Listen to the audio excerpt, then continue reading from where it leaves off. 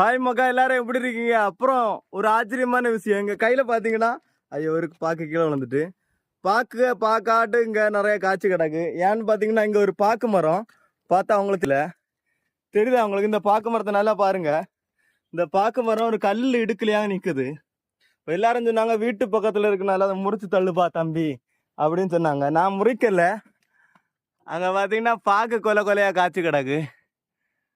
நம்ம யாரும் டிஸ்டர்ப் பண்ணாம அது இருக்கு, அதனால நான் டிஸ்டர்ப் பண்ணாம அதை விட்டுட்டேன். கொலையா காய்ச்சி கிடக்கு மக்கா. பாத்தீங்கன்னா அதுல உள்ள பாக்கு தான் தெரியுதா உங்களுக்கு? நீங்க ஒரு தாத்தா வேலைக்கு வரஞ்சினாரு, அவரு நல்லா பாக்கு போடுவாராம். பாக்க போட்டு தள்ளட்டு ஒரு சைட்ல இருந்து. சரி மக்கா, அப்ப கண்டினியூஸா நம்ம வீடியோஸை பாருங்க.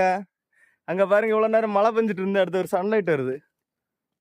இயற்கை பாத்தீங்களா, வேற லெவல்ல இருக்கு. தெரியுதா உங்களுக்கு?